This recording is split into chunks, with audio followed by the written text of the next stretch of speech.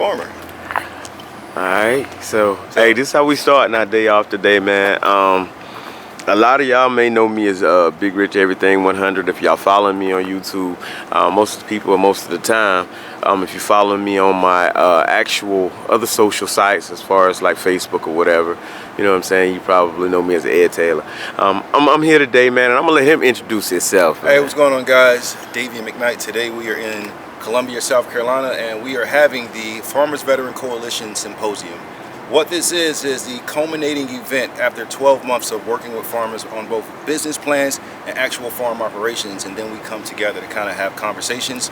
We bring in someone to speak to that group of farmers, and they kind of share their perspective and insight on how they operate and how agriculture is working in their area. So what a lot of people don't know about the state of South Carolina is this is our #1 revenue generator for the entire state.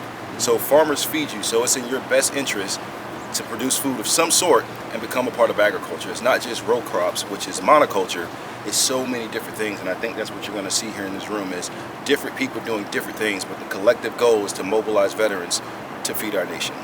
All right, so you know, most of the time you see people there, they'll save this for the end of the video, but I want to go ahead and put this at the beginning of the video, man. And I actually want to thank not just my friend, but a brother, a childhood friend slash brother, for actually like bringing me back out and getting me back behind the camera and doing something that I love. Not just something I love, but actually, you know what I'm saying, instilling me with a little bit more knowledge today, man. So y'all stay locked in. That's what farming is, man. Every day you're gonna learn.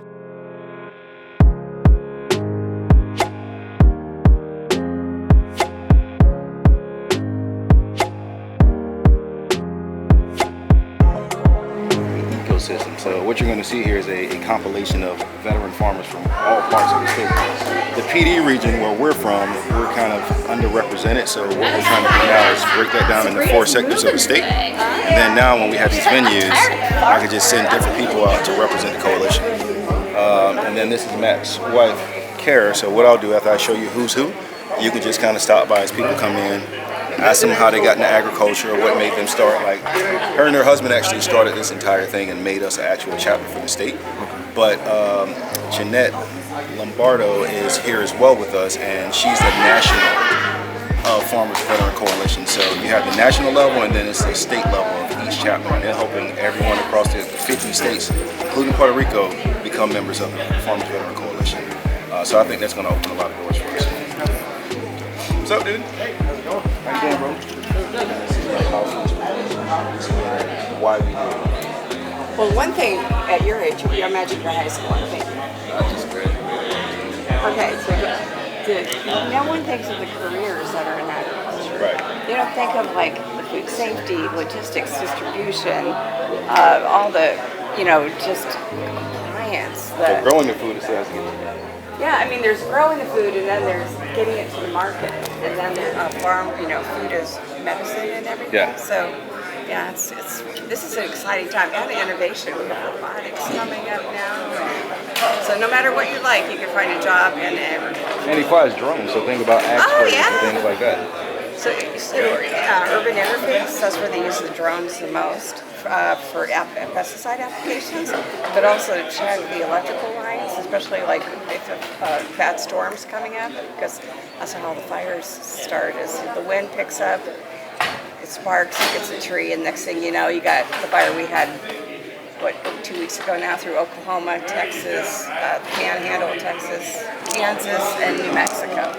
So last year when it went through the Panhandle, we lost 15,000 head of cows, and didn't even make the news. And so that impacts what, right? If you lose 15,000 head of cattle, now your beef prices are going up, but that's what the consumer never sees. They only see the sticker shop in the grocery store, not realizing something precipitated this increase in price.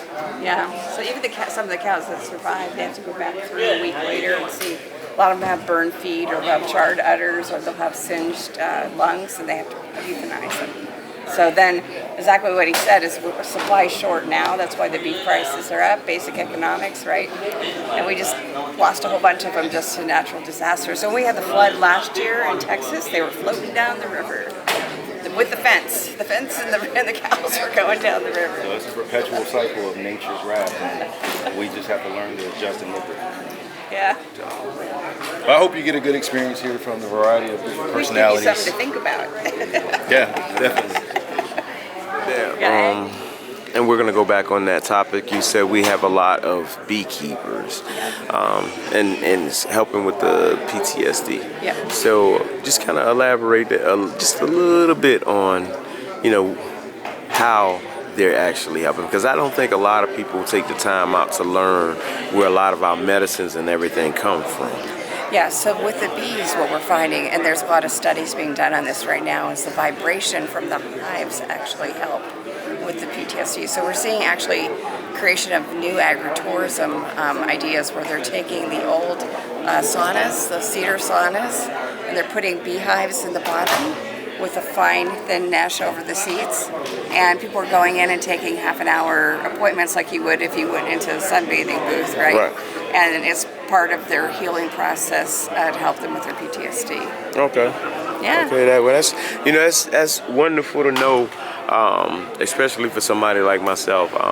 And one of the things is I was diagnosed with what you call sarcoidosis inside of the lungs. So I don't know, maybe I might learn something today to where I can change up something in my lifestyle that's going to help me out. I've already started. Are you a veteran? Actually, I'm not. My sister did 23 years in the military, and I actually traveled with her. So I'm somewhat of a military brat at that. Now, if you ask me, I shouldn't have regrets, but I wish I would have. Yeah.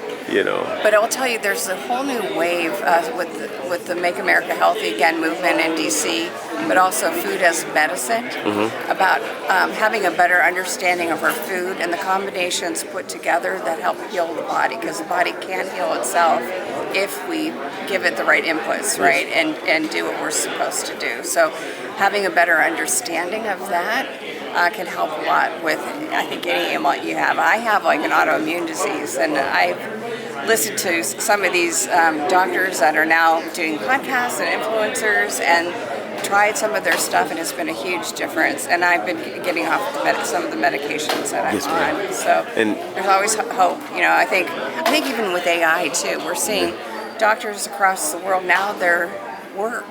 Before it used to be you just put it in a medical journal, right? And whoever read the journal was aware of it, or they went to a lecture series and heard about it.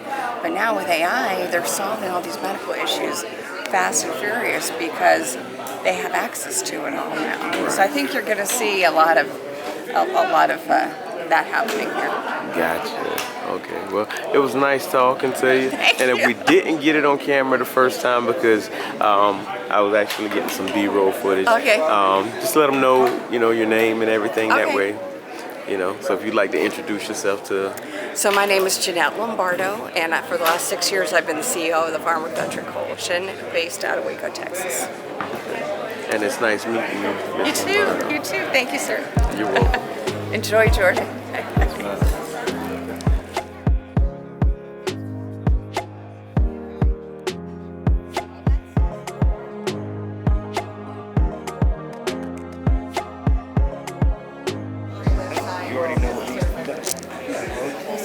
There in the Savannah area, you can come right around and visit me where I'm from. I definitely, I'm open to it. I got to go get a handout for you. Yeah, and I'll make sure you have my phone. All right. All right, well, definitely a pleasure to meet you. No, nice meeting you. Likewise. I'll be right back, okay? So for South Carolina agritourism, essentially what this is agritourism for us is to bring more people from these rural communities and everything else, or developed communities like cities, who don't have accessibility to agriculture, right? Like, so think about it. The great outdoors costs money now. It used to be free. Now you have to pay to be in these situations. What agritourism is, it allows us to bring people to our farms and show them how we farm. When you think about large-scale production, you can't go to their location and see behind that door. Everything's their signs, surveillance cameras, because they work for large conglomerates, and they don't raise their animals the same way that we do. So you're going to see a lot of people in this room that practice ethical agriculture and how they raise their animals. So what we're going to do once she's done this more, she'll kind of give you the run through. I'm just letting everyone know that I'm orienting them to who you are. So when you come up, you can kind of have that initial conversation and then kind of go from there, because I'm sure Jordan's getting all kind of done right now. So for a while now, just going through the ACRE program. I was one of the guys that was overseas going through the program. So I was in Jordan. So I was like the guy you guys made the exception for. So between me and my missus, I'm attending at midnight just to kind of look at what you guys are doing. But essentially, I just want to orient Edward to who everyone is here in the ag space. He'll come back by, get B-roll, kind of have a face-to-face engagement with you, and you can kind of tell what your program is directly from you versus me articulating what I believe. And then we'll make sure we share all this content with you guys just so you have something tangible in the event you want to share something. So whatever you've been thinking about, like, I really want to get online, but you know how it is when you got to hold the camera and you're like, I feel foolish and people are watching me. Now you have an opportunity. Right. And That would be great. And did you see Kyle already? No, I haven't She's here spoken to today her, but as well. yeah. We have our Seeds for Success program that Yeah. we kind of got out. This past year was the first year that we had it open to the public. And I know that that is one of them that we've been really trying to push. So. Thank you. And then I'll have Edward get with you. And then I'll have Edward get with you as well, Sammy, because I want to know more about your farm so we shoot his rifle. I don't have to tell him anything. So we expect him to be an independent operator. And when he comes together as a team, this is how you win. This is why veteran farmers are positioned for agriculture, because we know what it is to do the work. We know what it is to endure. So naturally, when you transition, we already know you have the tenacity. We already know you have the work ethic. So my goal as the president for the South Carolina Farmers Veteran Coalition is to support veteran farmers, but to find the farmers who have yet to find agriculture. Okay. But yeah, Sam, if you want to take some time, I want that. Well, you can have it. Well, so I want you to use this to talk about your farm with him, and then We are out and we are, well, I'm gonna let him go ahead and you know what I'm saying, introduce himself. I've already been introducing Mr. Sammy. So Mr. Sammy Brown, a veteran, as you can see. What branch were you in? I'm in the Army. In the Army? Yes. And would you like to tell the people like what exact position you maintained in the Army? Well, you know, I got drafted into the Army back in 1970, went to Vietnam, came back, and then shortly after that I became a Ranger in the 1st Ranger Battalion, and stayed in the Army for 24 years. 24 years. Wow. Retired as a Command Sergeant Major. Okay. So we're here today, you know, on the agriculture side of things, as far as farming and everything else. Do you own or have your own farm and everything now? Yes, I do. I have a farm, and kind of started the farm after retiring from the Army. I was doing JROTC, and that gave me the opportunity to get out and do some things on the land that my father left me. And so now, once I got to the point where I retired from the JROTC, I'm now full-time into farming on the DNS plantation. So what are some of the things that you're growing or raising on your farm? Well, right now we have it's an animal farm. We have all different types of animals, and we are in the process of doing the farm tours for children. Right. And we have cows, horses, donkeys, alpacas, sheep, goats, hogs, chickens, ducks, turkeys, you name it, we have all of those things. And along with that, we also do some vegetables also. Okay. So we do vegetable farming, for us, you know, okra, corn, tomatoes, collard greens, turnips, and things of that nature. All right. So if I had to ask, what was one of the lessons, or what? Well, I'll just stick to that. What was one of the lessons as far as getting into farming that you learned that you would like to pass on to the up-and-coming people who would actually like to get into it, whether they're veterans or just, you know, average people like me? Well, I would say that one of the lessons that I've learned is to, once you've made up your mind that you want to be a farmer, you have to really have the intentional fortitude to continue to the process, because it gets very difficult, especially when you're first getting started. There's a lot of things that you have to go through, a lot of process you go through. So you have to be very determined to be able to maintain your status as a farmer. So with that being said, not just being a farmer, but being a veteran, and being part of the Veterans Coalition community, how long have you been a part of that? Well, like for probably the last 5 years. 5 years? Yeah. Okay. That's because that's when I really got the farm started, and then I got all of the information about veterans and things like that. And now I'm finding out that there's a lot of veterans out here that are doing farming, and I didn't realize that at first. And just speaking on the future or whatnot, what is one of your main focuses on our of building this year? Where do you think that you can add to whatever you have going on right now as far as farming? Well, this year we're looking forward this year to doing the agritourism. I'm one of the board members of the agritourism for South Carolina State, and we've got to get more people coming out to the farm and visiting us and doing the tours on the farm. So that's the biggest thing that I've got to do this year. Well, hey, Mr. Sammy, I'm gonna tell you, it's nice meeting you, and hopefully, I can get some more information. We can talk off the camera. I'd love to actually get out there, come to your farm, if you don't mind me bringing the cameras out and actually showing, just that way of life, so I can actually introduce some more people to how important farming is. Well, we're located in Hardeeville, South Carolina, down in Jasper County, the Low Country. Yes, sir. And it's an area that's producing and coming up to be a big, fast-growing city in South Carolina. So we welcome you to come at any time. Yes, sir. I appreciate it, and also appreciate your service as well. Thank you so much. No, thank you. Nice talking to you. All right. That's great. All right, so we're back at this young lady's table. We were here earlier, and now we're actually going to start getting some interview footage from her. So, would you like to tell them about what we have going on here today, or why we are gathering here today? Yes, we are the agritourism in South Carolina, meaning that farmers who invite the public onto their farm for youth pig or for education, for entertainment, that's agritourism. Okay. And we are inviting, it's a great income stream. If your crops aren't doing that well, it's another income stream that the farmers choose to do.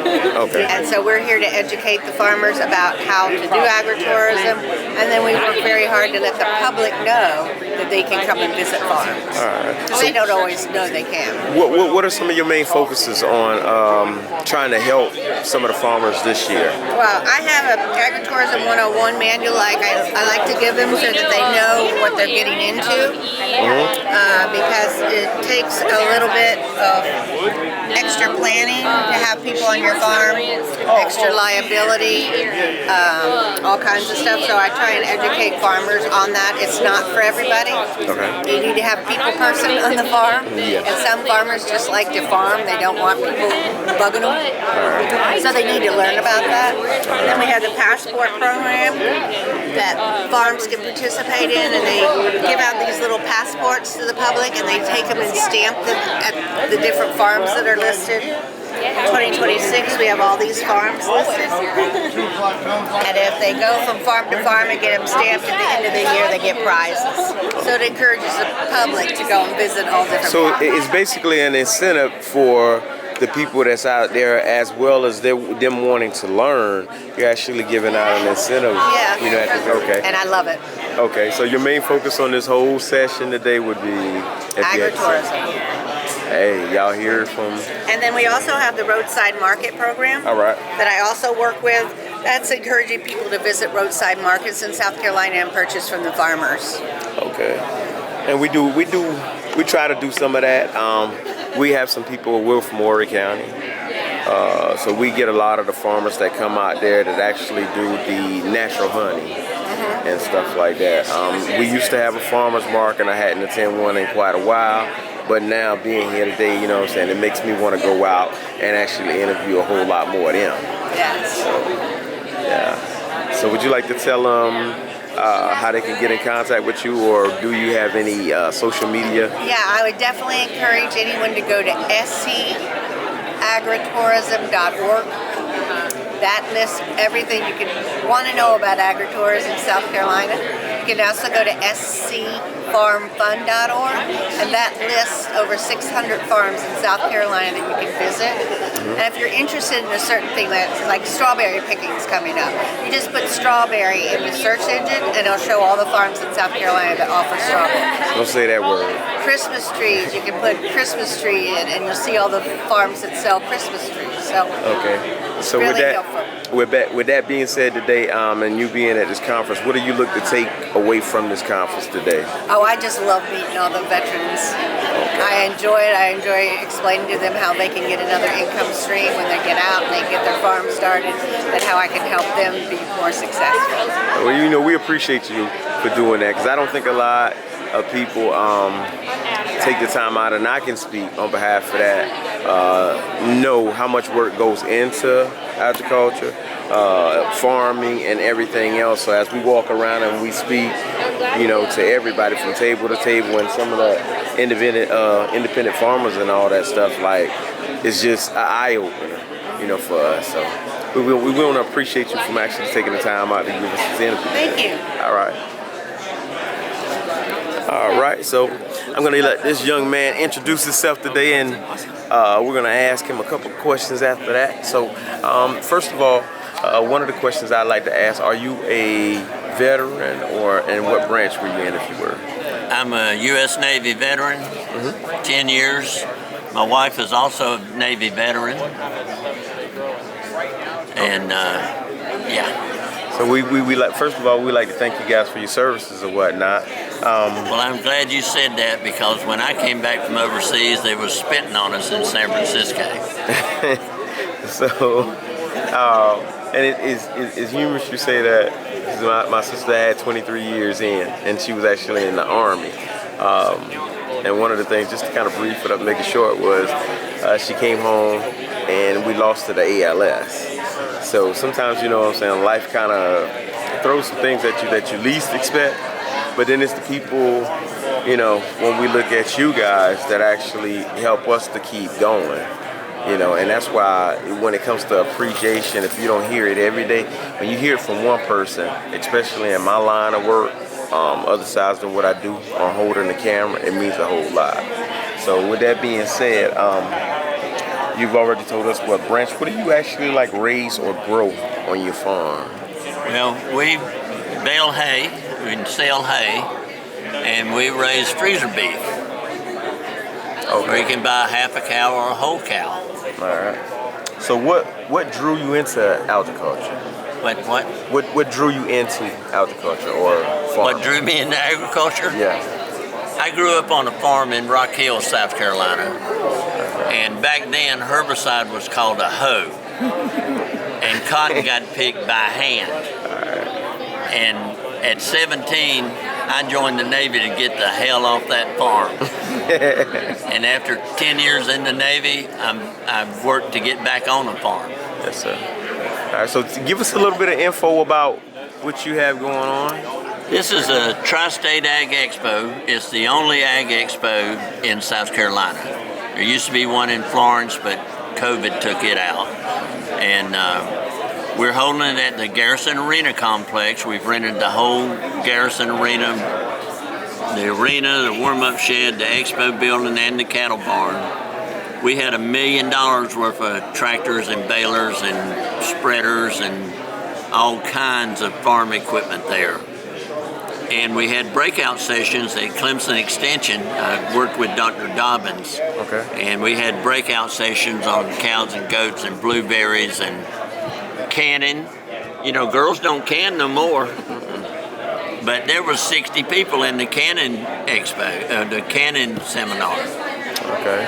All right. So with that being said, and you're saying what you just said a few minutes ago, as far as girls don't can anymore, you know, a lot of people, when they watch this video right here, you know, maybe we can have some extra time if you can give us a location, or, you know, maybe we could talk even after this video right here, where we can look to find you and we can actually sit down and actually get a little bit more information from you. On top of that, just to kind of end everything on this interview right here, what are you looking to take away from this conference today? Well, I'm looking forward to the commissioners talk, even though the commissioner's not here, and want to hear what's going on. I met the lady from Texas that's going to be speaking. She seemed very nice and into it. So, and also, I'm looking forward to meeting people like you. Yes, sir. I appreciate it. Don't know about this, so I'm serving two masters. I'm learning a little bit, and I'm getting the word out about this. Okay. All right, well, we greatly appreciate you guys actually showing up today, and we're thankful for being here on behalf of one of my, I want to call him a brother instead of a friend, you know, because if it wasn't for him, we wouldn't actually be here today to actually learn, you know, the little that we could learn. All right, so thank you guys. How you doing today? Yeah, good. How's it going? All right, all right. First of all, we're going to give you a chance to actually, if you could, just go ahead and introduce yourself for us. I'm Kevin Burkett with Clemson Cooperative Extension. Okay. And Kevin, what do we have going on today as far as? We're highlighting a couple cooperative extension programs. So Ag and Art Tour is one, which is kind of through my colleague Will Culler. And then we have a couple things on the fruit and vegetable side that we've done for the past couple of years, really. We've got one, which is our Farm Gate Reports, which tries to estimate the value of fruits and vegetables in the counties, but across the state as a whole. And then we have our Farmers Market Price Reports, where in the past year we were asking volunteers at different farmers markets around the state to report and collect prices at their farmers market kind of on a weekly basis. And we took that data, cleaned it, compiled it, and then put it into reports that farmers, researchers, and others around the state could use. So we're highlighting those. We're even trying to encourage or maybe get more volunteers for this next coming year as well. So Kevin, if I may ask, what drew you into all of this, or just going out and pursuing this work? We're with Cooperative Extension, so we do a lot of outreach and trying to assist the producers in the state. We specifically are on the agribusiness management side, so it's really dealing with topics of like farm financial management, agriculture economics, which is a big piece of what farms do, and really if we talk about sustainability, I mean financial sustainability is one of the most important pieces. So we try to have projects and resources and help on that side of things. So what's one of the greater lessons that you've learned from farming? I think one of the biggest things is being a lot of times they're great stewards of the environment and what they're producing and that sort of thing, and we just try to encourage good management and stewardship on the business aspect as well, so that they know their numbers, they know their expenses, helps them make marketing decisions and sales decisions, and maybe pivot their business if they need to a little bit, but obviously the financials is a big piece of what they do. All right. And last but not least, what do you look to take from this conference today? We do quite a bit of outreach during the year, so we highlight and target a number of groups, but veterans, there's been, I think, a lot of emphasis or interest recently in getting veterans involved in agriculture. It could be sort of therapeutic and that sort of thing, and I think there's a lot of interest there. So just like we'll really work with any size farm, any type of farm, and we just want to do some outreach and help veterans as well. It's a great group to work with, so that's why we wanted to be here. Yes. Well, we greatly appreciate what it is that you're doing, it's each one teach one. So, again, Kevin, thank you. We would like to, take some of your information. I noticed that you have, is that a booklet that you have down here? Yeah, those are notebooks where people could just take notes during the program and everything today. We had our agri-wellness stress balls there. We've kind of run out of those. Agri-wellness is kind of a program highlighting the mental challenges that farmers sometimes face, which I know can be an issue with veterans as well, but highlighting that when things get stressful, we've seen where farmer suicides and stuff can increase, and so we're trying to highlight resources that folks can use and try to prevent issues like that as well. Well, thank you again, Kevin, for this interview today, man. Yep. And continue on doing the things that you do. Thank you. All right. would have been Catherine. And How are you doing Good. today? How you doing? I'm all right. I'm all right. Good. Dale Layfield. Dale. All right. So, Mr. Dale. Yes, sir. If I may ask, what do we have going on at your table today, or what can you educate us? Okay, let me educate you on it.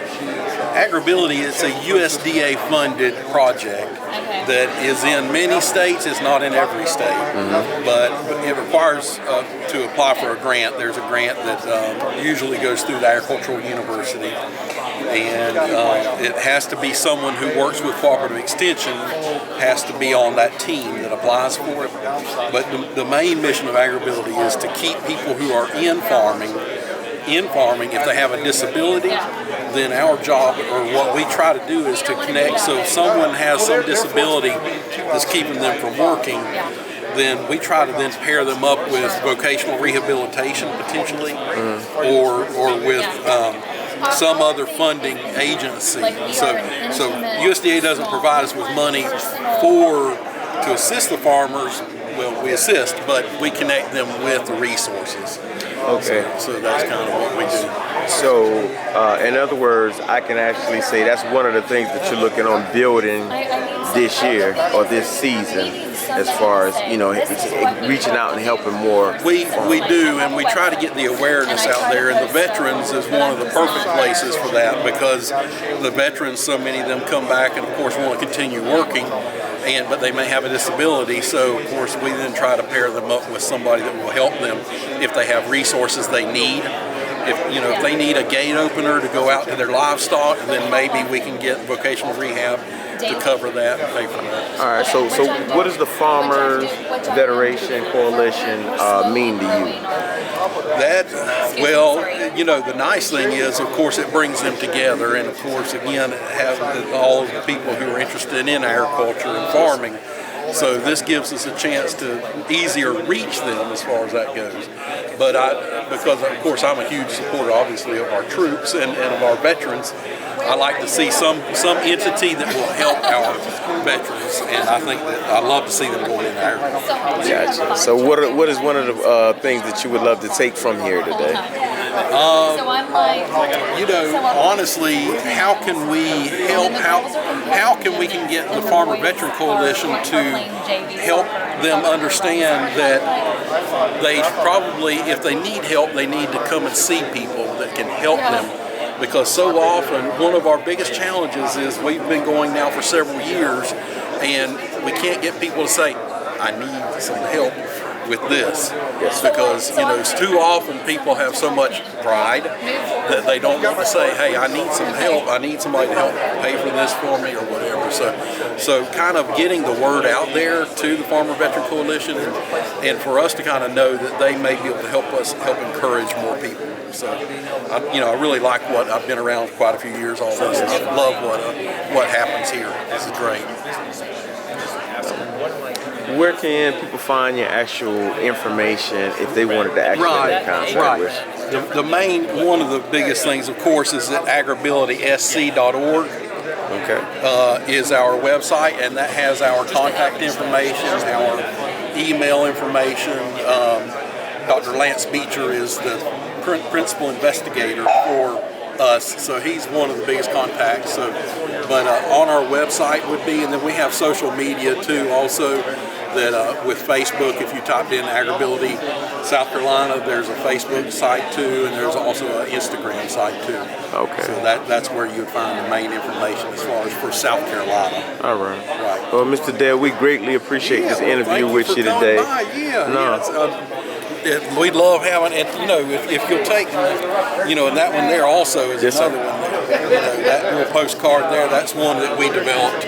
Yes, sir. For kind of, and it's cool because it does show you kind of, you see the fellow with the lift there. Oh yes, sir. And so that kind of helps, and that's a beneficial thing too. Some help people that have the disabilities. So you see it. Sadly, there's a lot of people that are veterans that had something happen, and so we owe them, as far as I care, some way to help them as much as we can. Yes, sir. So, greatly appreciate it. Greatly appreciate it. Good talking to you. What part of the state are you all from? We actually live in Horry County. Horry County? I was just down there there. I have a student teacher down there right now at Ainer. Okay. And Oh, so you're right there because we're in Conway. in Conway, and that's Yeah. where I stayed the night before. Last week when I was down there, I stayed at the new Home to Suites that's there. Right off of 501. Exactly. Yes, sir. Yes, sir. Yep. So I like that area. I'm from Florida originally, so it reminds me of being back home in Florida, Yeah. you know, on the coast and all that. Yeah, glad you enjoyed yourself, man. Hey, Yeah, it's good people down there. Yeah. Yeah, Horry County. We have some agriculture teachers down there that do a beautiful job. So really proud, and we have a couple in Conway that do a beautiful job. Okay. And Ainer and Loris and all around down there. Yeah. So, Well, Mr. Dale, nice meeting you. Yeah, it's good. And to meet again, you. thank you for that info. Yeah. All right, thank you. Now All you all right. take care now. All right. We'll see you now. Yeah. So yeah, certainly would love it. Good. And exploring that idea, learning everything about black boxes. But the other thing is, But like you said, if it's hyphenated, it's kind of like it's still part of that original tract of land. So even folks change, but that number is always there. What part of the state were you in, John? You involved with forestry law, FSA, that's separate entity? It's kind of separate. Through CRP, we do some type of tree planting, like forest management. Introduce yourself and actually tell us what we have going on right here today. I'm Rachel. I'm a post 9/11 military to VA case manager with the Columbia VA Medical Center. So we are a transition group that helps our post 9/11 era veterans coming into the medical center, or who might have higher care needs, case manage them to make sure we're meeting their needs with the medical facility. And I'm Jewel Trizell. I work for the Vet Center, the Columbia Vet Center. We provide readjustment counseling services for our veterans and family members who are recovering from their service. Okay. So, what drew you guys into the agriculture or your backgrounds or whatever it is that you do? Or would you like to elaborate on more of what it is that you do?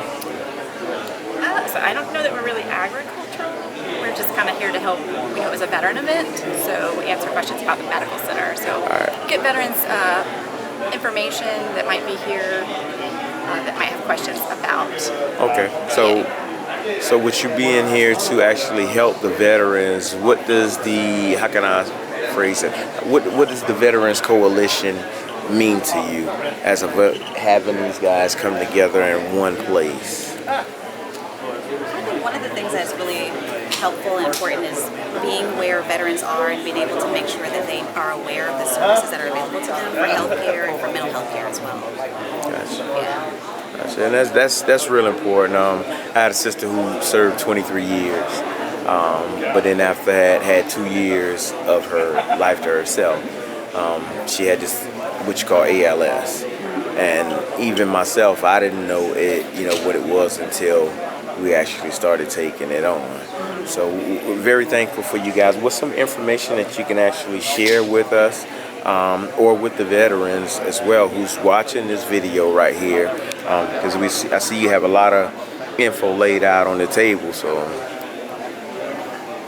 Well, there's one thing that's here that's really going to be important for someone who's looking for service connection. Is it? There's going to be a claims clinic on March 19th, 20th, and 21st from 9 to 3. It's a 3-day event. Okay.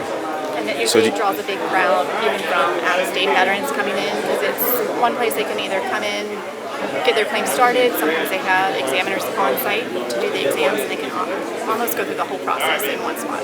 Okay. So with that being said, the number one thing I would tell any veterans or any family members of veterans is the number one thing is any benefits that you believe you have earned, apply for those benefits.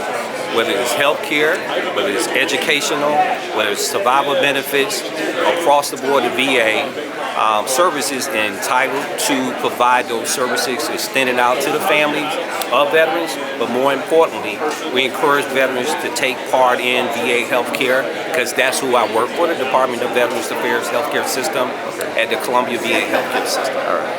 Okay. All right. appreciate you. Man, no, we appreciate you, man. Hey, brother, appreciate you. Y'all have a wonderful day, and thanks you have for a blessed coming one out. as well. Right. Now, where y'all from? My name is Fred West. I'm a candidate for the Commissioner of Agriculture for South Carolina. We're here at the Palmetto Veterans event and just having a blast. We've been here since 10, and it's just really neat to see the passion and honestly the skills. There's some people here that understand ag pretty clearly. Most people today don't know where their food comes from. Yes, sir. And these type of events, I think, bring a lot of that to light. I did not grow up in ag. I kind of moved into the ag industry when I went to work for a poultry processing company, and it was really good to me. And it's just great to see an organization like this that is focused on the veterans and pulling them into an industry that could be so beneficial to them. One of the questions I would like to ask you, as far as you and ag now, do you do a lot of farming now? So I actually did not grow up in farming, but I did work for a poultry processing company for 24 and a half years. I was vice president. And that's where I kind of got my entry into agribusiness. I grew up in a kind of a tough family situation, barely got through college, got out, and just somehow the good Lord got me into ag. And from that moment on, it changed my life. Ag was just a great career. It allowed me to provide for my family, it allowed me to learn and do more things that I probably never would have been able to do in any other industry. Yeah. Well, I love the way you answer that, because you kind of answered two questions in one.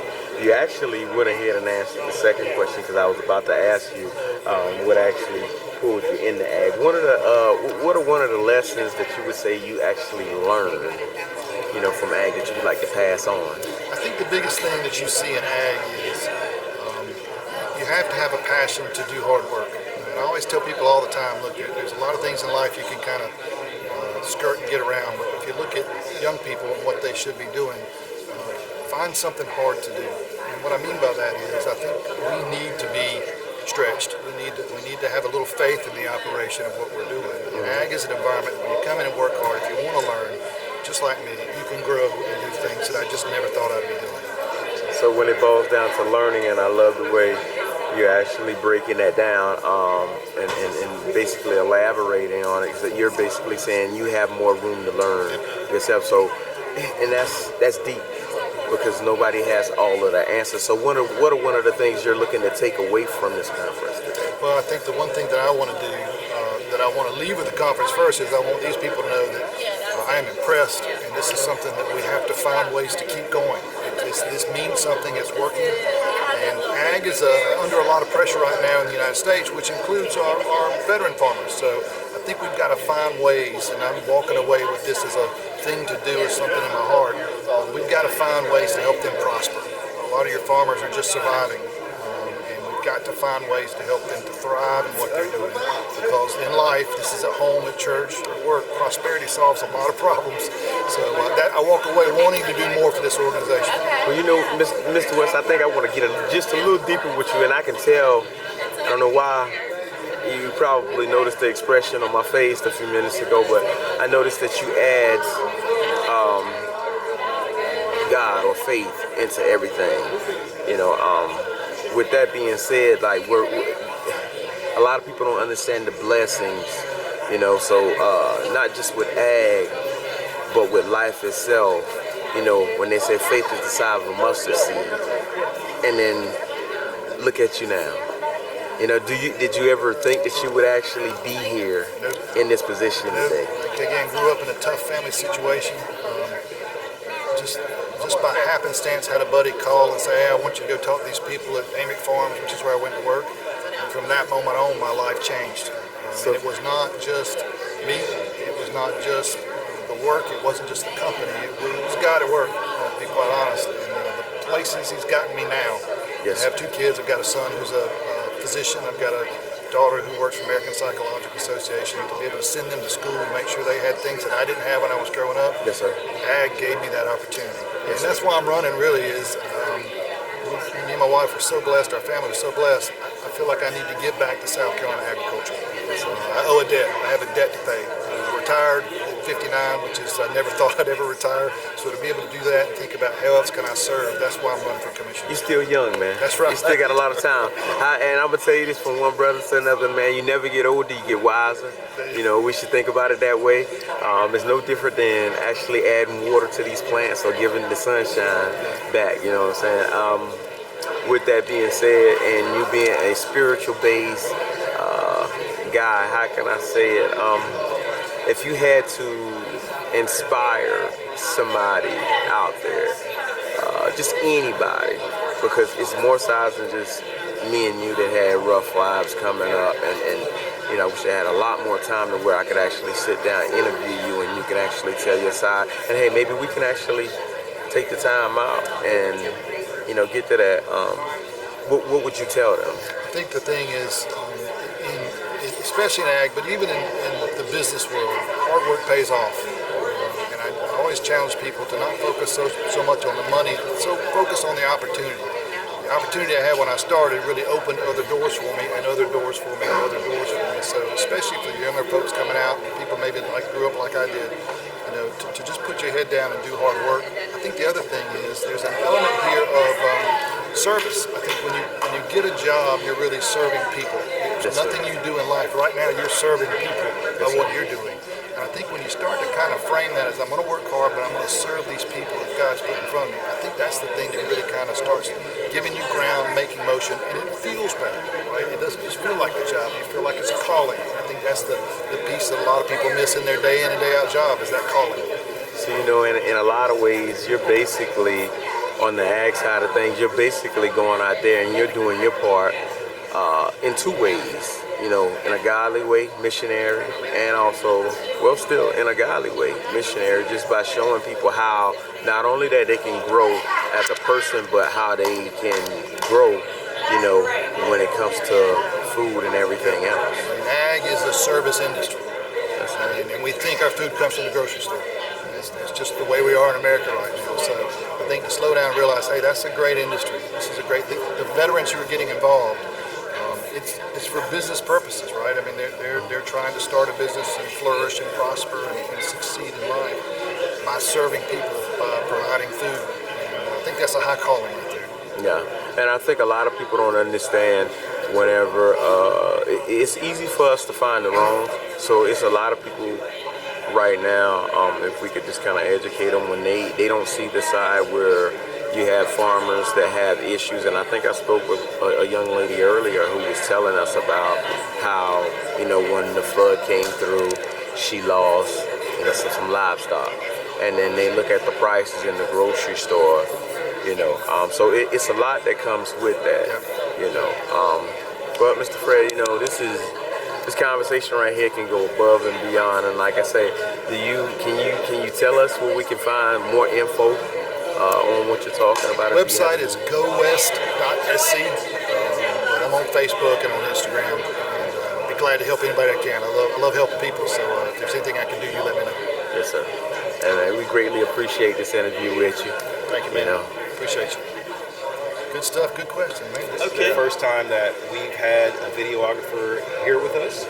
Wonderful. And what we're looking to do is capture the pulse, because everyone hears about what we do, but they never conceptually see it, much like farming. Right. They see the end result All on the right, table. folks, we got about 30 minutes left before we start our official program. So if you've not got food, let's go get food. Agriculture for the state of South Carolina and how everyone fits into it.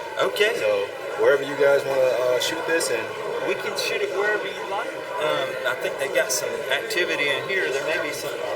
You want to sit? We can go over here if that's okay. That's fine. Just wherever you feel comfortable. Now, where are you from?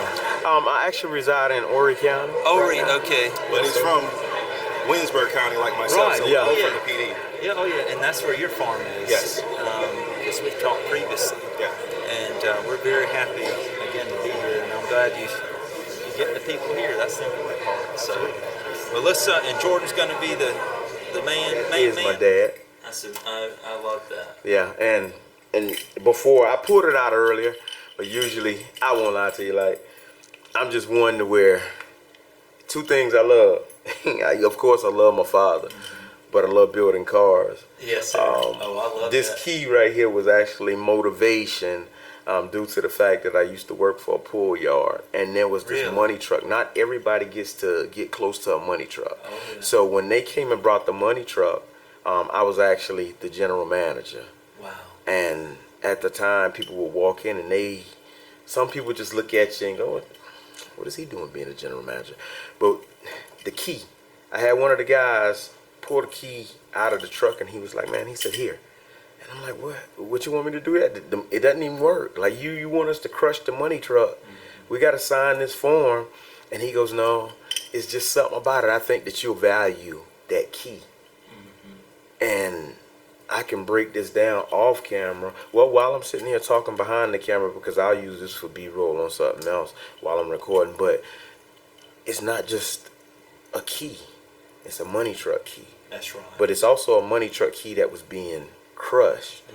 So sometimes we look for money to be the answer to everything. But sometimes the answer is already in the room. That's right.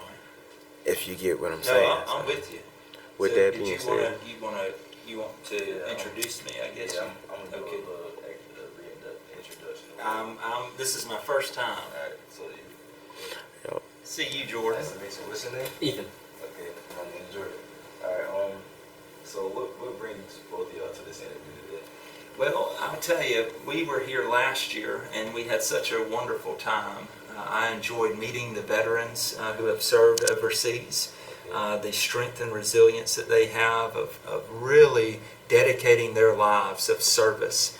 Those same veterans, some are even active service that are here today, but they are the same ones that went overseas, fought for our freedom, and they're coming back right now to cultivate the same very land that they were fighting for overseas. And so I am so blessed to just be in their presence. It's very humbling.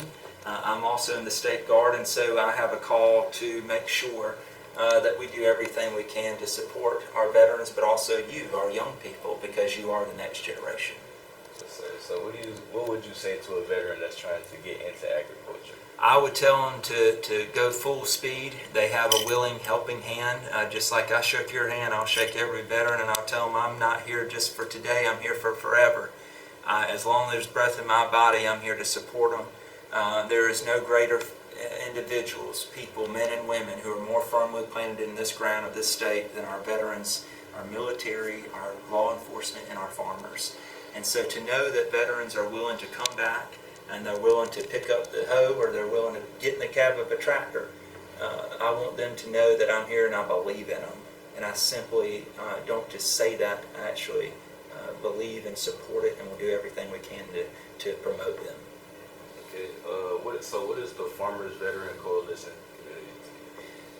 Farmer Veteran Coalition, to me, Kara and Matt have done such a wonderful job of building it up from the grassroots. I mean, they are the shining example. That's why, American Farm Bureau just highlighted Matt for his work.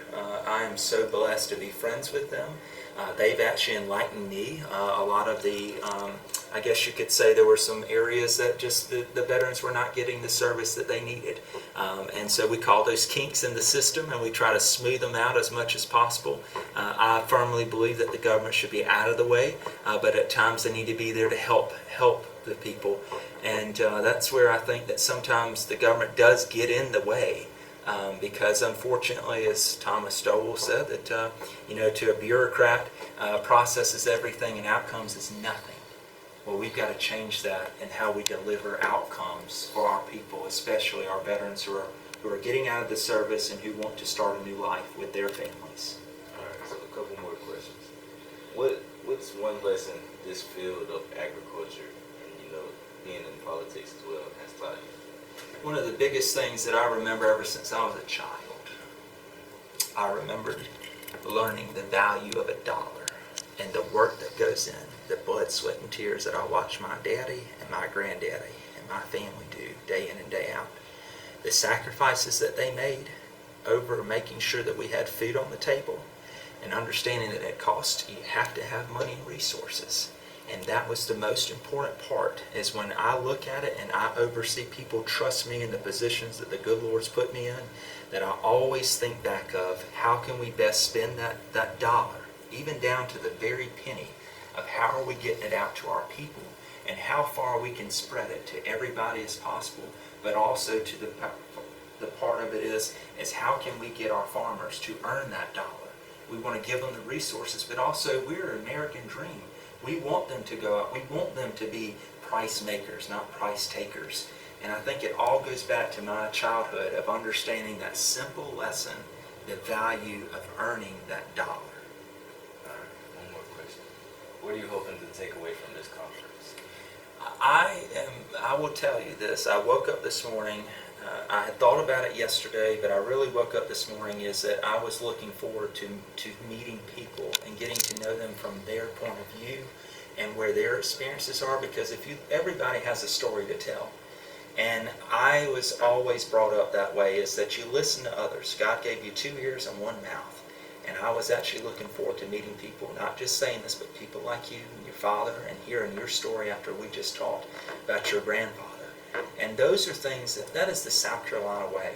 Because in all reality in farming, just like I'm a 5th generation farmer, we're just taking care of the land from the previous generations for the generations to come, just like you and just like Ethan, who are coming in behind us, who are our future. And we've got to do everything we can to support you. But I want to take back those resources that I gained from meeting people like you, which I already have just earlier. Those are things that I'll be thinking about of how can I make your life better in the service that I have provided and what I have decided to step up and taking the call to serve. So I appreciate it. And thank you too. I appreciate you just the time that you've shared with us, and I want to stay in contact with you if there's anything I can do, especially from the Independent Republic of Ori. And there's some folks there I'd like to connect you with who are actually in farming there now. There's a young man, his name is Markel Dixon, and I talk about the strength and resilience of the people of South Carolina. Well, Markel said, I want you to come out and see this tobacco. We're going to be chopping it up today. And so I did. I went out there. Well, unfortunately, the water had gotten to it, the big heavy rain. The tobacco stalks had been knocked down, and they were out there. How resilient he is. They were out there pulling the stalks of the tobacco back up. They were holding them up straight, and then he could go through and chop them with the tobacco chopper. Well, unfortunately, while he was doing that, he actually got a wasp that flew up and bit him right here in the eye. Markel's eye was blown up from the unfortunate where the bee had stung him. You know that he was so resilient in making sure to get that tobacco that he was driving that cropper all the way down with one eye and all the way back. And I said, I thought I had problems, but I knew then, though, the true resilient of an American farmer of South Carolina, and he is a 7th generation farmer. And he's an African-American young man. He is fighting the good fight, and he's one of the last tobacco farmers we have. But I made a promise to him then that, like I mentioned earlier, as long as there's breath in my body, I'm going to be there for him, and I'm going to help him anywhere I can. And just last week, he was up in Washington meeting with our United States Senator Tim Scott. And that is what means more to me than anything in this world. So, thank you for asking that question. And I can tell, just to step in, because you got me a bit emotional on this right here. And I just wanting to keep this part right here, because I know a lot of people, they have scripts that they go by and everything else. You're a very spiritual person. And just on top of that, like just wanting to shake your hand, because it's just something about you and the energy that you carry, man. Just keep doing what it is that you're doing, man. Because I know that, what I'm saying, that faith, that little bit of faith. Yeah. Around you. And there are times, there are days that you don't, sometimes you may not think that you can make it, but there is a God and there is a will. And you always have to think too, much is given, much is expected. And you have to live up to your true calling in life. What I would tell you, I tried to run far away as possible from what I thought the Lord wanted me to do. And I made my mistakes, and I've learned from it, and here I am today. But I'm here to tell you that, if you get the calling and you know He's tapping you on the shoulder, answer it. Don't put Him off like I did. And I want you to, you'll get it, and it'll hit you one day. Your calling will hit you. Run with it. That's all I got to say. And I guess that's our old campaign slogan. The president said, "Run, Cody, run." Well, here we are. you gave me chills on that one, man. Look, hey, I'm sitting over here. I'm just about wanting to call him Jonah, man. I appreciate hey, you. man, no, I appreciate Yes, you sir. guys, man. Thank you. This is a great project. And like I said, I want to be supportive, and we'll stay in touch too. So Off now, because I'll go head on with it. I'll preach on you. How you doing? What's Good. your name? Danny Lee Ford II, running for Commissioner of Agriculture from the upstate. All right, my name is Jordan. I'm going to ask you a few questions. So what brings you to this conference today? Spoke with Kara. She told me that y'all had this event going on. I'd never heard about it, and wanted to come down here and see exactly what it was all about. And y'all have got a good many resources around there, and seems like a good thing going. I've been talking to some friends of mine there, and talking to some extension agents, Farm Bureau people. So I think it's a real good thing y'all are doing, trying to get some resources gathered for the farmers. Okay. So about the veterans getting into farming, do you think you have anything that you would actually say to any of them, when it comes to agriculture? I'd say they're tough as nails. When I saw those numbers, I thought they were, the average age of farmers around 59, 60 years old. I think that the average age of the veteran farmer is somewhere around 67. So it shows that they're, got that grit in them, and that's what we need in farming. So, I just see it as that we really have a task to bring that bottom number up of that young veteran farmer and regular farmer for that matter, because 35 and under is 9%, and I saw y'all's, and it seems about comparable, that there is across the board nobody wanting to get into farming and do it for the next generation, and they deserve it. Okay. So is that what further drew you into agriculture and into this structure? Well, I was a tough cookie too, so I was just like the veterans. I was strong-willed, so it was just a match for me. They took me up, dropped me off at the farm when I was in middle school, and they worked me with every tough job they had up there. So, that was really the thing in my life that it took the dedication, and I seem to have it and want to stick with it. All right. So with the audience that we have today, what do you plan on taking away from this conference? Like, what do you want to get across to them? That's a real broad question for me. I'd answer that question with, it's not what I want to get across for them. I want to get something done for them. I want to create some marketing for these guys.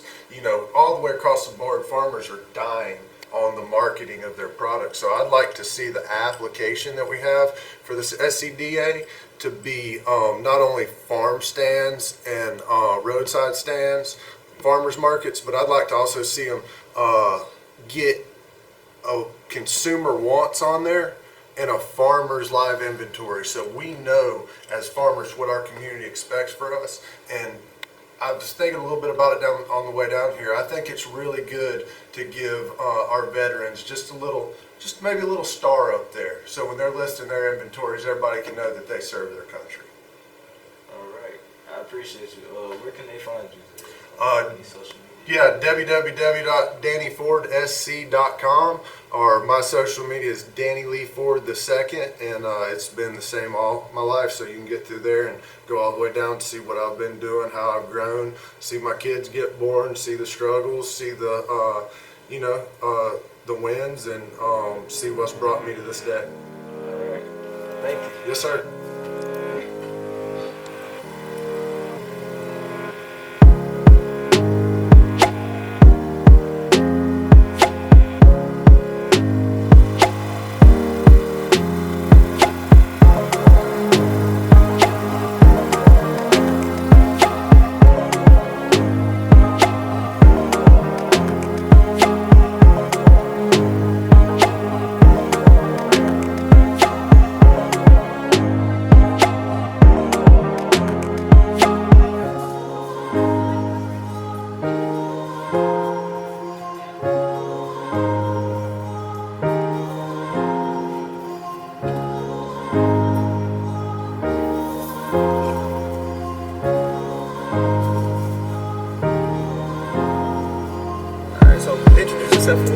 Okay, absolutely. My name is Leo Scott. I'm the owner of Food Divas Inc. Today we were at the South Carolina Agricultural Department hosting a farmers market for veteran farmers, and so we got the opportunity to come out today to spread some of our from the table to the actual vendors themselves. So we're glad to be here today. Okay, and we greatly appreciate you guys actually coming and doing. We hope you all enjoy. We look forward to be back next year. All right, thank you, sir. We also launched the Accelerator, an intensive program designed for veterans who are ready to move beyond learning into doing. These are farmers who have the foundation and are now building the structure. The Accelerator puts them in direct contact with mentors, market opportunities, and peer accountability that turns intentions into operations. In just a little bit, we will announce the winner of the very first Farmer Bootcamp Accelerator Business Plan Competition. And then there's the Agritourism Incubator Program. If you talk to me in South Carolina, we created something amazing, and that is the Farms to the Brave brand. So we've gone across the state. I think we're sitting just under 40 farms right now across the state. We've moved into North Carolina, and now we're ready to take over the world. And so that Farms to the Brave brand, if you look at it real closely, there's that palmetto moon hidden in that brand. So when we take it national, everybody's going to know who came here first. Farms to the Brave is the certification and identity framework for veteran-owned farm operations. It is a market distinction, a marketing platform, and a community. And when the veteran farmer carries that brand, they know they are part of something larger than their own fence line. If you operate a veteran-led farm engaged in agritourism, register today. You can stop by and talk to Devin on the way out, or you can just go to farmstothebrave.org and register. You can also find certified farms on there already, and we do have a few signs with us today if you need those. So that brings me to what's coming next. Most of you are familiar with the South Carolina Ag and Art Tour, right? Great program. Will and his folks have done an amazing job in about half of the South Carolina counties. But half of the South Carolina counties is not good enough for the veteran population. We need to go statewide. And so Memorial Day weekend, we will be doing a Farms of the Brave Ag and Art Tour statewide all weekend long, Friday to Monday. Last year, big shoes to fill following Matt, considering that he's involved in so many things. But I'll be brief because we're going to have a lot of talking and people coming up and giving perspectives of what it means to farm in South Carolina and what we think the future will be for veteran farmers and those alike moving forward. For starters, thank you to our Palmetto sponsors, the Farm Credit Associations of South Carolina, AgFirst, Or1, Axel, Farm Credit, for understanding that access to capital and financial education are not optional for beginning farmers, but they are the whole game.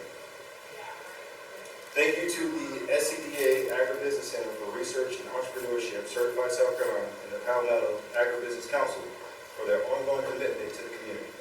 We are honored to have national leadership in the room with us here today.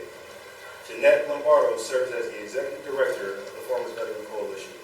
Her presence here with us signals that what we're building in South Carolina is aligned with a much broader mission set, and that veteran farmers in this state are part of something much larger.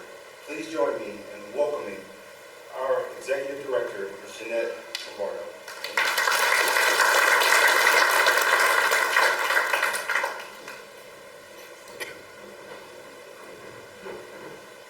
It is a pleasure to be back here with you again. I think last year I delivered the message through video, and I was here the year before. So it's nice to recognize people when you walk in the room. You've all been very welcoming. Your membership is now at 1,626. So give yourself a round of applause. You're doing some amazing things here, so much so that some of our other chapters across the United States are really taking notice. And so much so that we've written a federal grant and written in your state chapter to help us with the execution of that. It's our 2501 grant, which deals with ag finance.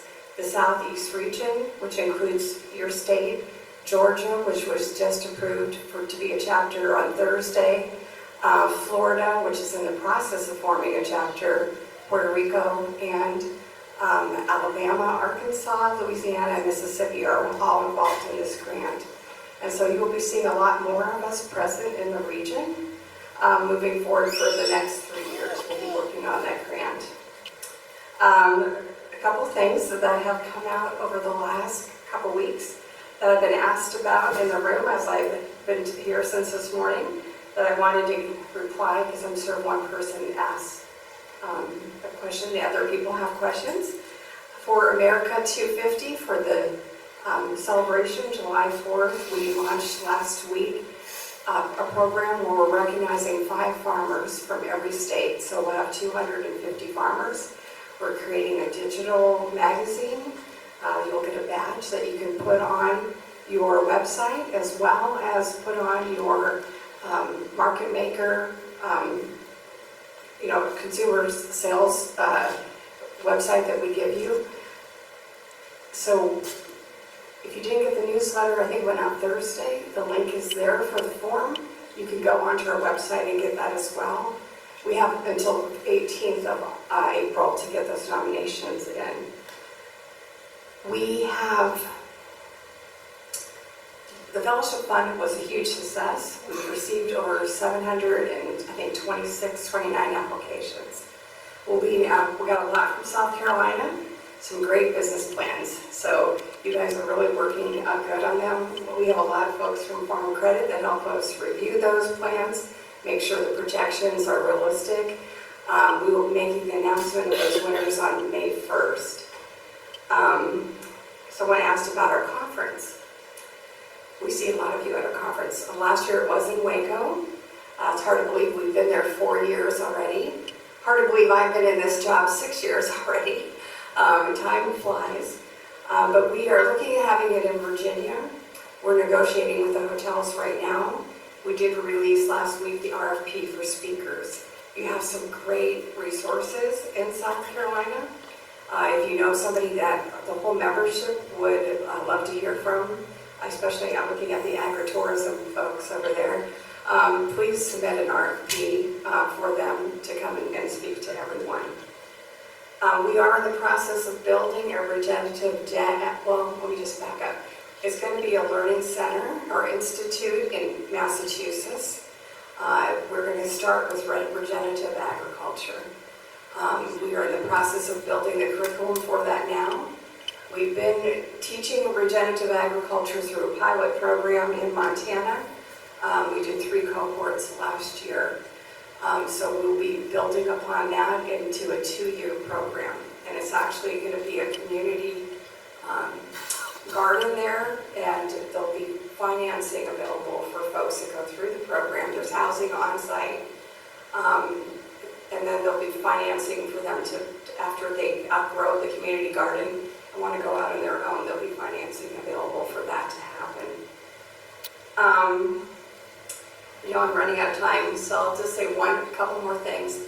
We are entering into a partnership with Slow Foods. Slow Foods. Okay, well, so the Accelerator was a 2-day program where we would have about an hour, 30 minutes of class, and then an hour to work on your no-kidding business plan with an assigned mentor. At the end of that time, they had a couple more days to polish things up, and then they had to turn in their business plan. And it was all done in Ag Plan, so if you're just starting out, get an Ag Plan account, it's free. And we told them we will be awarding 1st, 2nd, and 3rd place, much like we do at our pitch competitions at Farmer Boot Camp. And so some of those folks aren't here today, but one of them is. So in 3rd place is Flip Flop Farms. So come on up, Steve. And I think Steve is catching a ride back to the upstate with us anyway, so we'll get him his check then. Yeah, absolutely. In 2nd place, Shakia couldn't make it today, but it's LaFleur Farms. So they're also part of the Agritourism Incubator Program this year. So if anybody sees Shakia or pops out to LaFleur Farms, please tell her congratulations. She doesn't know yet, so you can, if you have her number, text her, she'll be real surprised. And then also couldn't make, I thought Leanne was going to make it down, but it looks like she didn't make it down from the upstate. And that is Leanne from, oh, what is her farm name? The Old Dog Farm? Old Dog Farm, yep. And so congratulations to all of them. But that was we had a great time doing that. I imagine we'll do it about the same time again next year because it's perfect timing to then get your business plans in for the Fellowship Fund or for ACRE. That's a gentle reminder, you have a few more days to get your applications into ACRE, so if you're looking at the advanced program.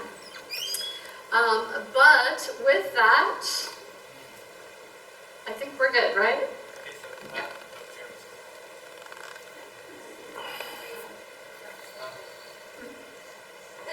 What did we forget? We have an executive privilege moment. I have found that Matt is too humble because he failed to mention that he was the American Farm Bureau Federated Farmer of the Year. So let's give him a nice round of applause.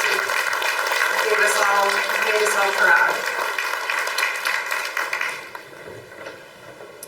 He was pretty much a rock star in Anaheim, so I can attest to that. I just followed him around. He had like handlers, and they had us in the second row. 4,500 people. I mean, Tim Tebow was like, from me to you, it was crazy. So yes, he is awesome. He is definitely my favorite farmer.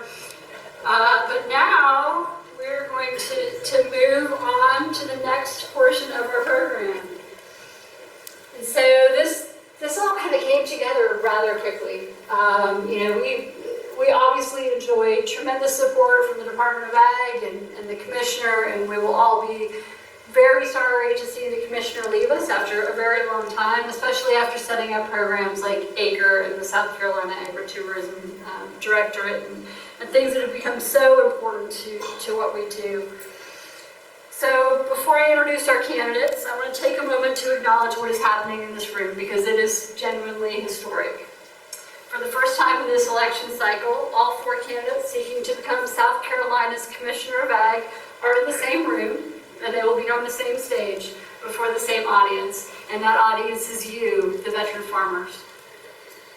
Agricultural professionals and families and partners who make this work possible every single day. I can think of no more fitting place for this conversation to begin than right here.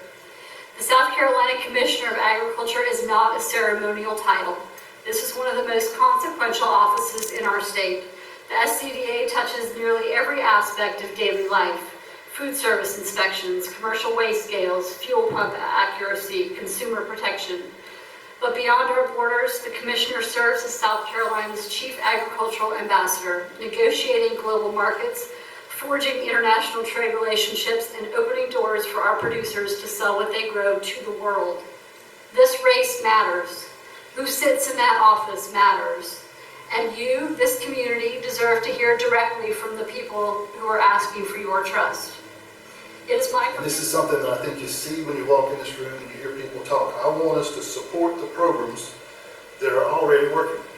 And that is programs like the Farmer Boot Camp, the ACE program, Homegrown by Heroes, Farms of the Brave Agritourism, the Veteran Agribusiness Internship Program. These all show that when we fund and invest and support our veterans, I saw many situations as an executive where the leadership at the federal level and the leadership at the state level, there was a disconnect.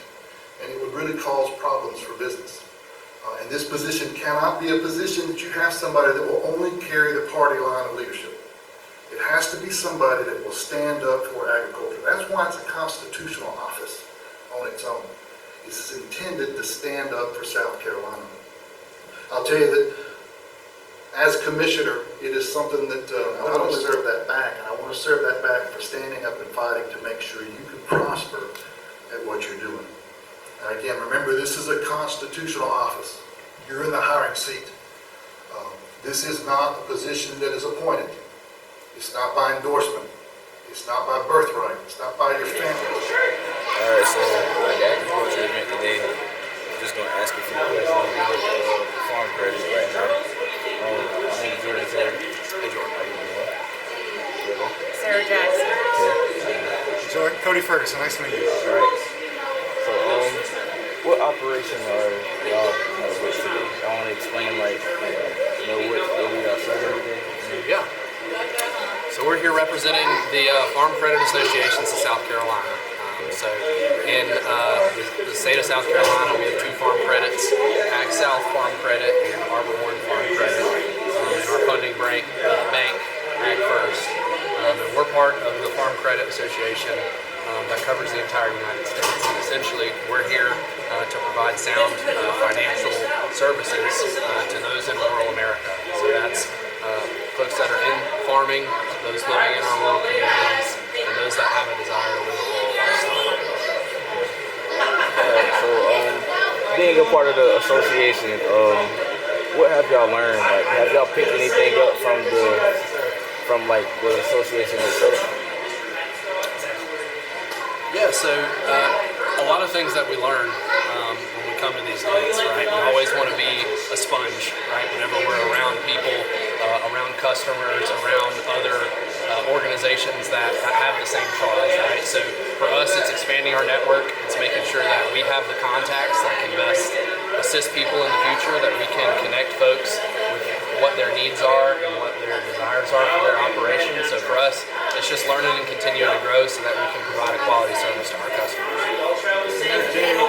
Talk about the importance of having a business plan, that providing a roadmap to success for your agricultural operation. I think that's what makes us a unique lender and financial resource for folks, is that we're going to help them plan for the future of their farm. We're going to help them build their business plan, and we're going to ensure their long-term success. Listening to their needs, particularly coming to events like this, hearing what the customers or prospects may potentially need. Okay, moving on to the next season, you know, coming from this event, what do you have any like goals in mind? Anything for the future? I think really what we try to continue to serve and to support is really that education piece. We've participated in several of the boot camps, the accelerated boot camp, and we also have Ag Aware, that's a program that we provide.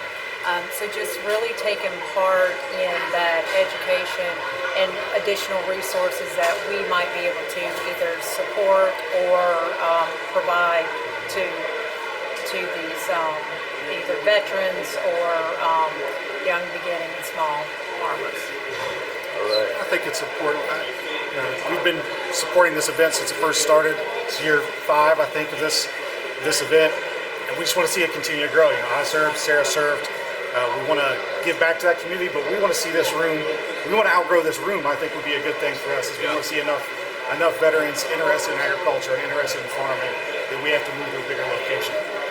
So with that said, do you guys have or want to let the camera and or the spectators that's sitting here and want to actually, because we have people at home that probably have it running through their head and they're probably scared to ask the question or don't know where to find the answers to get help, from, or how to even start something off, so that's why we actually came out. I picked up a lot from the conference, but just going back to it, do you guys actually have some info or something to where they can find you on social media or something?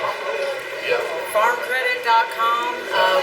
We're national, and so there's different associations. Not only are we national, we're also locally owned, each individual association.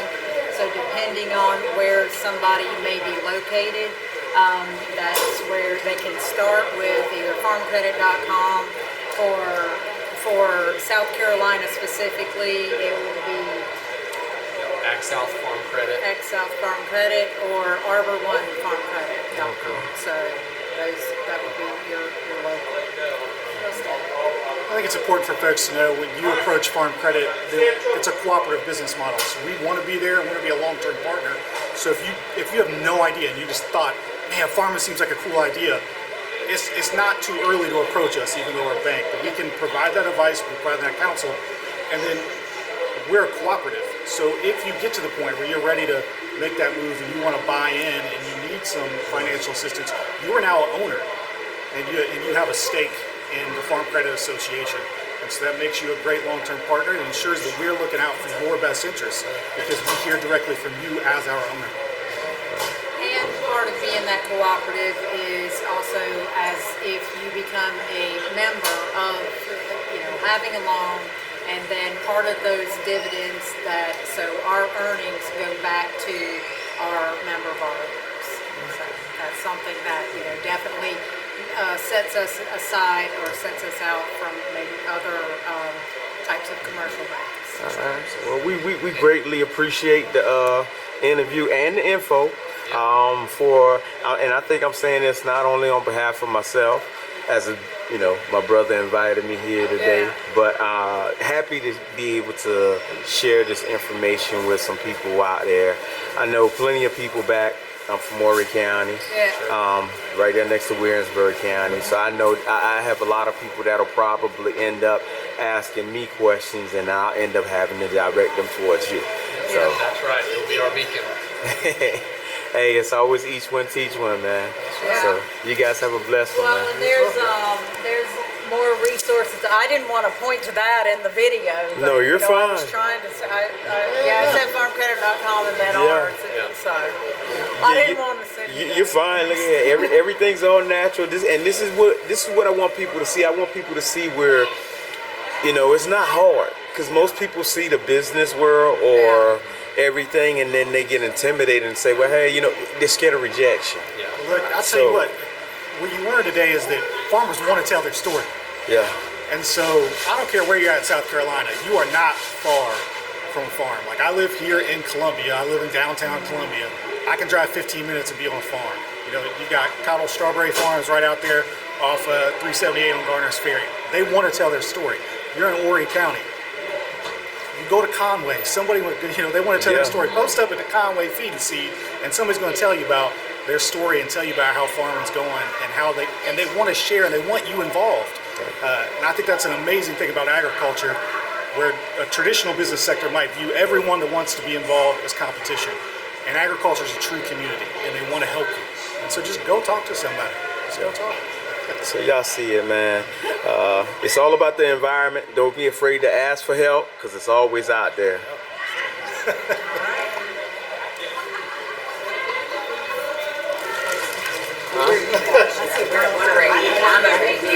Oh, yeah. I don't like seeing myself as much as I hate hearing myself.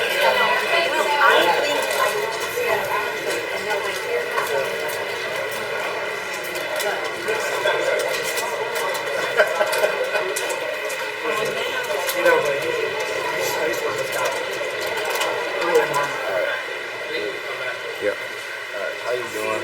Hi. My name is Jordan. What's your name? Matt. All right. So we're at the agriculture conference event. Would you like to tell them what you're operating and who you're with today? Yeah, sure. So my wife and I run Project Victory Gardens, which is a nonprofit that helps get veterans into agriculture. We have a couple of educational opportunities that we do, a farmer boot camp, an internship program, and an agritourism incubator, which is what this is behind me. We also are the co-owners of Rutter's Ranch, where we raise high-end heritage breed. We raise heritage breed pigs and turn that into high-end charcuterie. And so those are the two things that we really do. What does the Farmers Veteran Coalition community mean?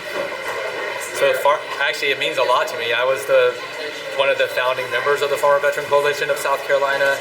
We sat here in a stakeholder meeting in the same building in 2019 and decided that we wanted to have a state chapter.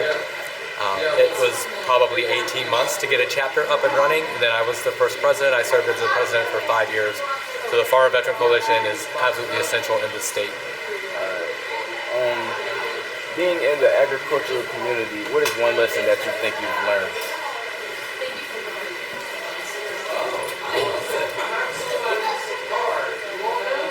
All right, ready? Yeah.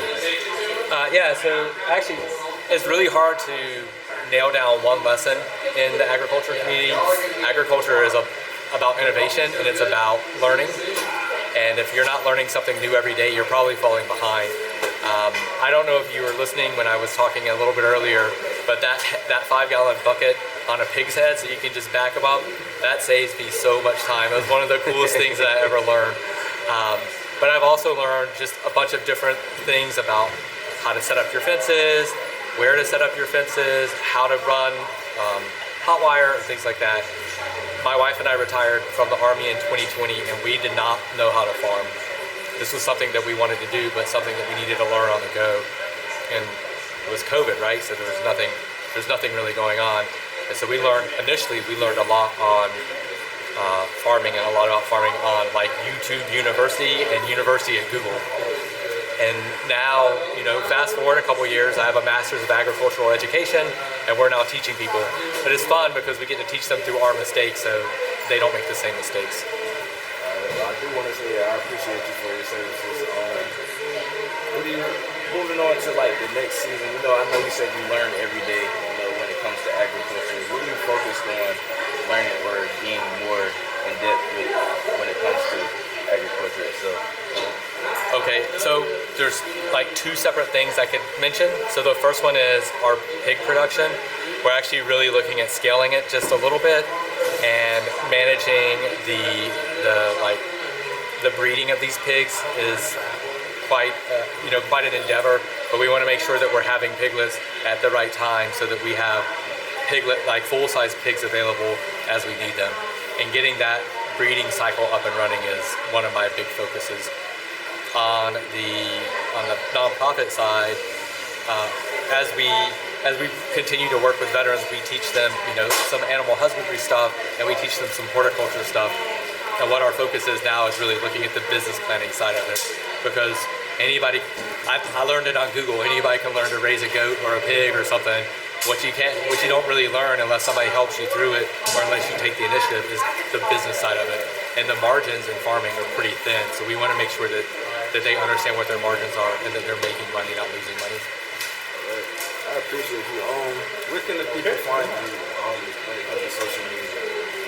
So, Project Victory Gardens has all the socials, so Instagram, Facebook, LinkedIn. You can find us at projectvictorygardens.org, and that has the links to all that stuff as well. I appreciate you for the interview. Thank you. Yeah, thanks. Have a good one. All right, you have a blessed one. Yeah, man. Thanks.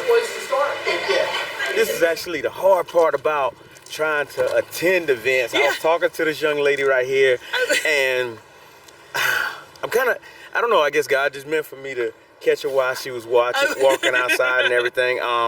I was at a table earlier or whatnot, and she was actually breaking down some info, so I did catch a little bit of what she was saying as far as the I don't think y'all saw me eating the chocolate, but I will say it was amazing. So one of the first things I want to get to is just go ahead and tell them where they can find your information. Sure. So we're Emily Marketing. We're in Newberry, South Carolina. So it's Emily Revolutionary Marketing Group.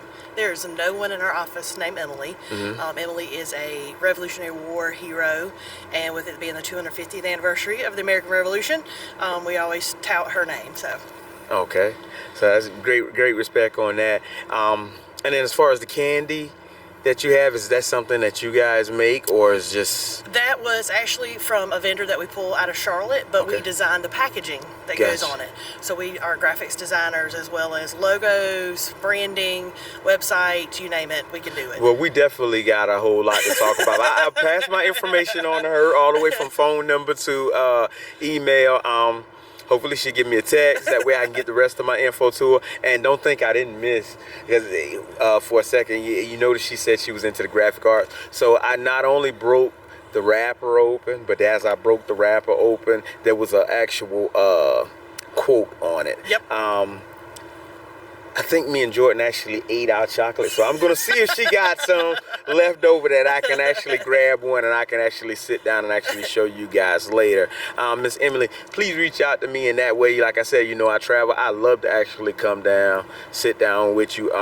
As far as you and you guys doing the graphic work, we can get more into detail. And I think one of the best things, nothing against where I'm at today, it was just You know, it was. I'm gonna tell you, it was a bit overwhelming for me being back behind the camera. But one thing I'm looking forward to with you is directing traffic, just towards your way. Yeah. And it's just something about how patient you were, just watching you. You know, watch everybody around the room, and just, you know, the whole time you just sitting there, I could just tell, you know, and not just you, just with a lot of the vendors and everybody that was here. So, you know, I greatly appreciate you taking the time out to stop, talk with me. And look at this. I'm gonna go ahead and grab that chocolate off camera if she got any left and a business card. Left in the oh my goodness. Y'all see that? Well, this is the thing. I know Davion probably has his, but as y'all can see, a lot of the graphics that she actually has in her case, and all of this stuff is in-house. It is. So y'all see it. And I actually love in-house. The reason I say that, I do graphics.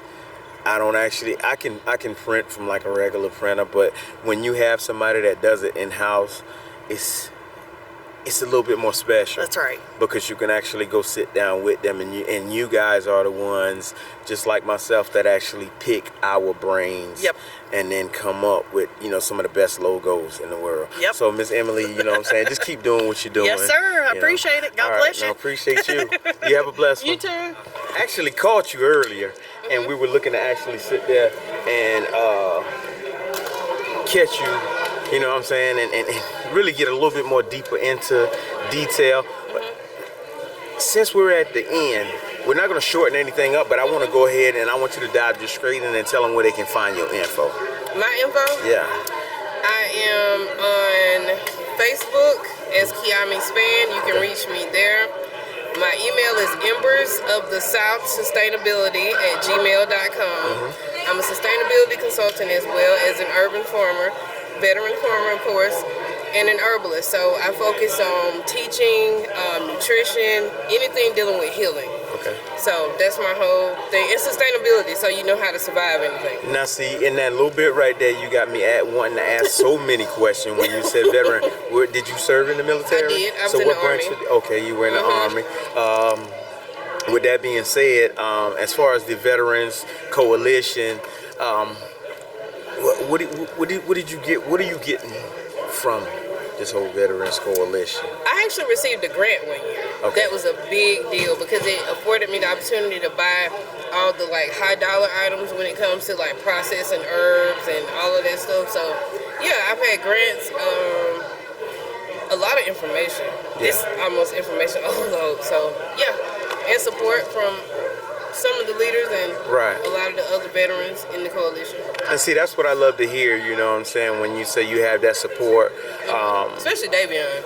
Well, that's my childhood friend / brother. Like, that guy's amazing. He's been amazing from the moment I met him, and I actually have been in longer than I've known him. Gotcha. In the coalition. But as soon as we met, it was like, boom, we just clicked. So just off top, because I saw you give him a package or whatnot. Now those herbs that are in there, are those your herbs? Yeah. So you actually produce those herbs. Man, look, let me tell you something. I know they say when you got a woman that'll pray for you, you know what I'm saying? You got something good, but now you not only have a woman here that'll pray for you, you got a woman here that's actually making herbs to heal you.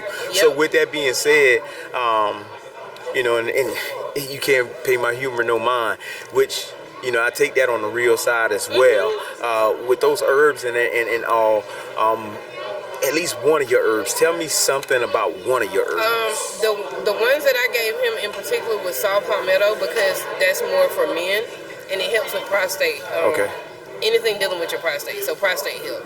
Gotcha. And you know, once y'all reach a certain threshold, you do have to kind of pay attention to those areas. Yeah. Also nettle. I gave him also some white oak bark.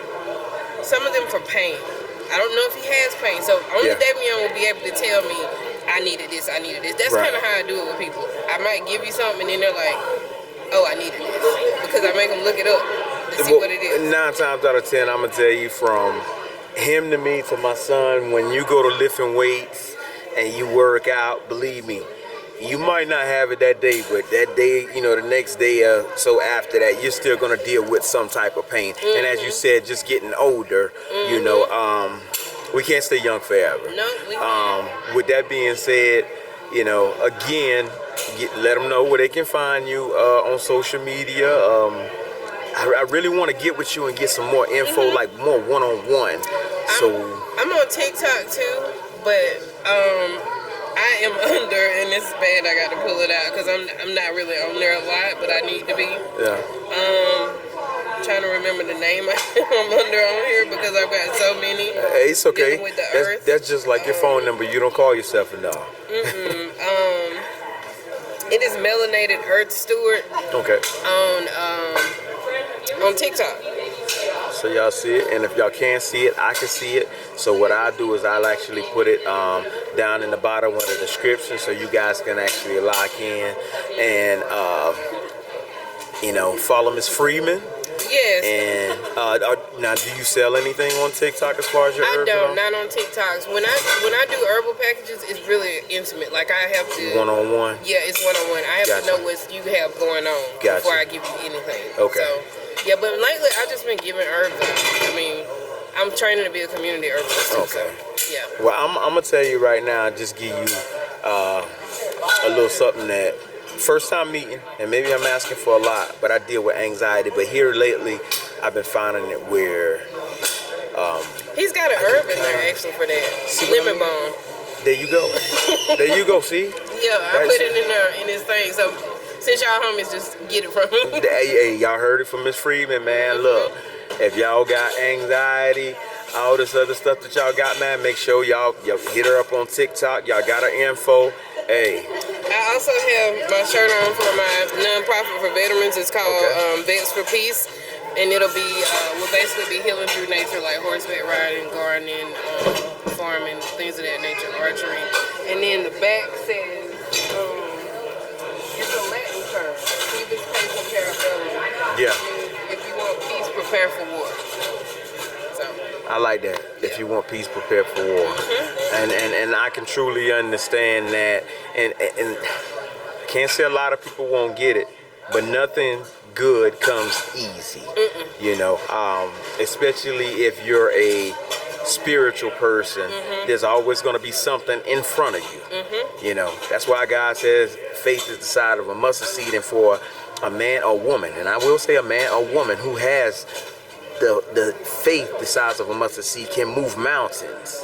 That's right. So that's a thing that y'all have to embrace, man. Miss Kim, you know what I'm saying, or Miss Freeman, thank you. Thank you. I Thank appreciate you it. for you know what I'm saying, just giving us this time, because I know you was on your way out.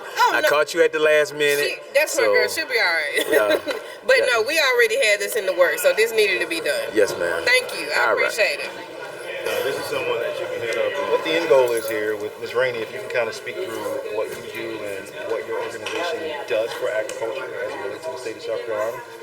And what we want to be able to do here is just kind of capture the essence of who you are, and then what makes you positioned for what you do for us. Yeah, so I'm a local food systems leader. I own Roots and Rain LLC, so that is really dedicated to helping farmers with their market access, food safety plans, help them understand the regulations and where they fall into the food system. And then also what's important is connecting them to the right resources, not just any resources, that are really going to help them protect their land, protect their business, and help them grow over the next generation.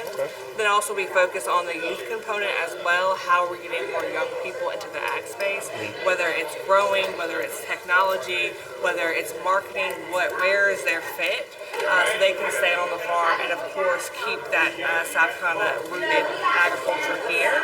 And then I also sit as the Vice President of South Carolina Black Farmers Coalition.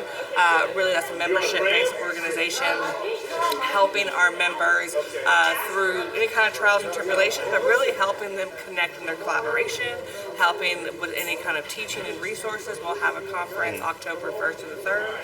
And we'll spend 3 days just really doing that. What are the resources? Who are the legal people? How do you develop yourself? Even if you don't have acreage, even if you're an urban gardener, how do we collect everybody? Because we need the new and beginning farms, the elder farmers, and everybody in between to be able to continue to push this initiative forward. Now, could you speak to what are some of the limitations that you notice when people are actually trying to get started from as black entrepreneurs or black farmers? What are the greatest limitations? Not knowing the right resources to go to first. So a lot of people will start at step 10, go back to step 2, and go up to step 13 and be a little lost on where they're supposed to go. So not having the resources, not knowing the right questions to ask when dealing with buyers, like what certifications do I need, what should I be prepared for? And so just there's a lot of different avenues to go down the wrong path. And so when you do that, then you get discouraged and you don't want to do it. Right. But we're talking about feeding communities. You know, we're up the road from 29203, which is one of our heavily most amputated, people in that community, and there's most of the elderly, so they don't get that good food access. So how we're changing that narrative, and so there's a lot of different roadblocks for entrepreneurs trying to get in that space, and they may say, well, somebody's already doing that, so I don't need to do it. But we need everybody in every county. We don't have one grocery store that serves the entire state, right? We have many people in many places to serve the community. So really bridging the gap of that, and that's really what my job is to find out what those needs are and put them into the right places. Amazing. So you have a wealth of information, and I think it would be a disservice to just have the conversation here because it's kind of fragmented. What I'd like to do in the future is set up something where we can either be a Zoom, I'd rather it be in person, so I either love that. we'll drive up and check you out, or you can come down and check us out, and we'll share tradecraft and what makes a good end product that we can share with other people. Yeah, absolutely. I'd love to do that. It's great. Hey, well, I definitely look forward. Look forward to you have my information. We'll talk soon. Absolutely. All right, Thank you. Thank you. Appreciate that. Thank y'all. All right, well, I think that's kind of a wrap for us here, man. If you guys want to head out, this is our, I think, 4th annual Farmers Veteran Coalition Symposium. This is the first one that I've chaired as the president. As you can see, we have a few politicians in the room. We have people visiting from different places. So this is the epicenter of agriculture, and again, we're all here for it. So, and I'm glad you get to be a part of it. Hey, they didn't use him as a political pawn. They shot him out.